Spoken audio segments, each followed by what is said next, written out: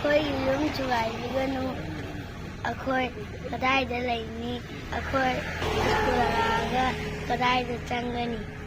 Eikhoina school chatken Hallakpada. Eikhoi lambi kapagi mi lakani haibada.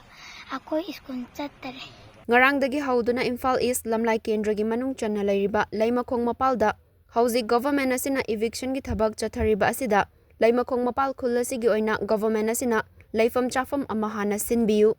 natraga hanadagi leijaraklaba mafam asida adumak laihanbiu haina ngarang Laimakhong Mapal khul asigi khunja singna wakat mifam chathakraba matungda ngasisu Laimakhong Mapal khul asigi Maheiroi singna mahai tamba leptuna makhoigi yum thudek piganu yum Thudeklamlabadi Eikhoi Kadaida laigani haina wakat mifam chathakre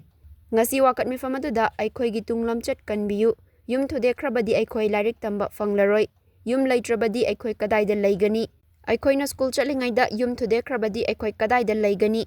miyamgi yum inkhol munbiganu Eikhoi bunungsibiu haina thaba placard kayasu sizinakhi ngasi gi wakat mifam aduda saruk yakiba tongan ba school kayagi Maheiroi singna fongdorakpada haukiba chahi kharagi mamangda covid na chahi kaya ama sulairik tamba fangan kidre madugi matungda maitei ama sungkuki ani asigi irangna maram oiraga chahi ahumlo masisu ningthina lairik tamba fangan kidre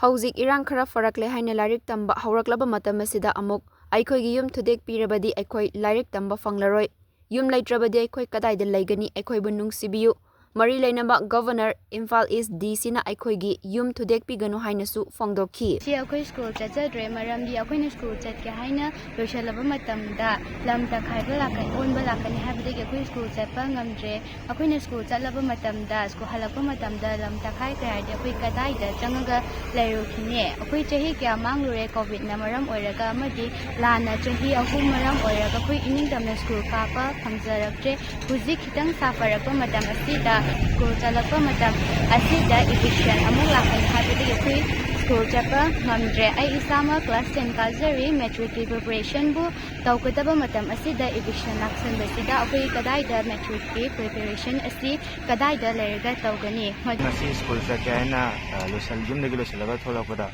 khoigi len eviction na lam pathokbagi ma lagibasida khoina school chaluraga halakpa matamda jumase thugairamlagadi khoina Kadaida laigadagi haibagi wakansida chamamnadina school asi chatpa manjadre adun aigi ming Thudeklamlabadi lemko pa ai asi school chakya thokcharapani adubu Eikhoi lamda yum thugaiba lakani habdegi ai nuwatana school chatre ai school Chatlaga halakpa matamda yum saremdragadi ai Kadaida changgani